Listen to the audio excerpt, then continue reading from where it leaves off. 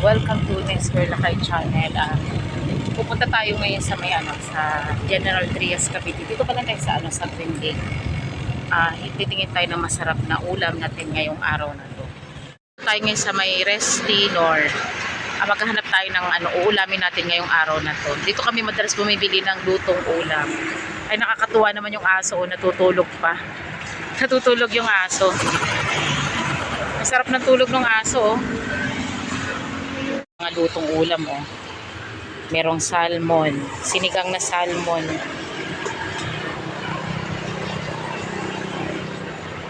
Bangus na sinigang. Ang sarap nito, Ginataang tulingan. May pagpipilian na ulam. Nung nakaraan nag-vlog po tayo dito, maghahanap tayo ng masarap na lutong ulam. May mga tulingan na paksiw. Ang daming pagpipilian na ulam, mayroong ginataang tulingan. Kaya nandito tayo ngayon sa Restinor.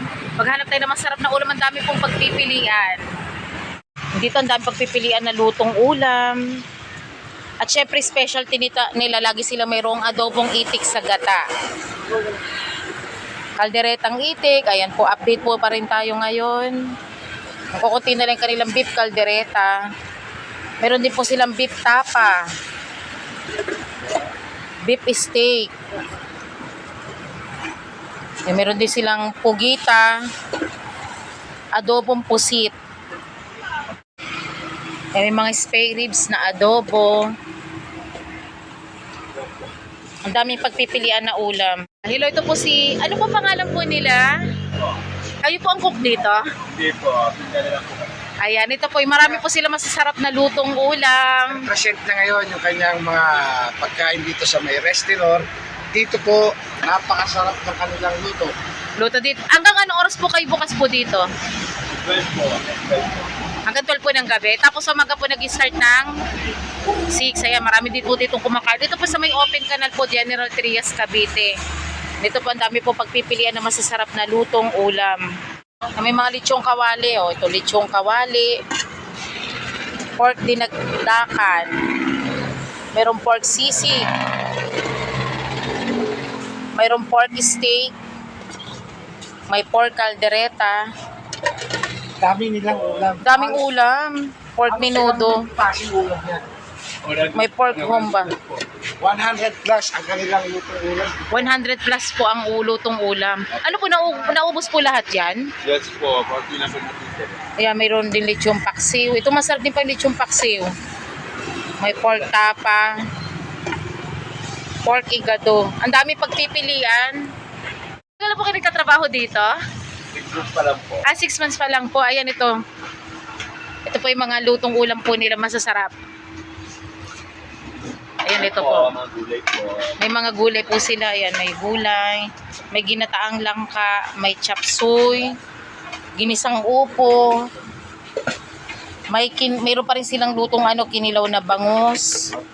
May yellow pin na kinilaw. May tuna kinilaw. Ito po yung tuna nila. Mayroon din po sila mga pinakbet. Ayan, may mga tortang talong. Ang dami pong pagpipilian. Dito lamang po yung sa Restinor. Dining at saka mag-take out po. Tsaka maganda po dito ang ambience. Maaliwalas. Maluwag. Open siya. Dito rin tayo ng pork humba at saka adobong itik na balot. Pero syempre paborito natin yung pork humba. Bibili po tayo. Nakakatuwa naman yung aso, tulog na tulog. Ayun, yung may-ari. Ate. Nahiya si ate. 40. Yan. Bumili tayo ng ginataang langka.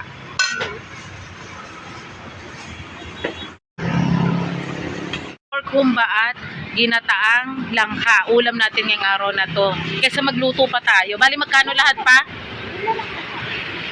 Bali, 40 at saka 47.5, 115. Yeah, once hanggang 115. Kaya nakabili na po tayo ng lutong ulam, pork humba at ginataang langka. Marami po dito pagpipilian. Si Nestor Lakay, nagbabayad po siya. Pumili po tayo ng pork humba at ginataang langka. Isa sa paborito natin ulam. para hindi na tayo magluto, bumili na lamang po kami ng lutong ulam. Dinadayo pa namin itong General Trias Cavite. Malapit lamang po ito dito sa Imus. Maraming salamat po sa panunod nyo po ng aming channel, Nestor Lakay Channel. At huwag nyong kalimutan mag-like, share, and subscribe po sa aming channel. Maraming salamat po and God bless po sa ating lahat.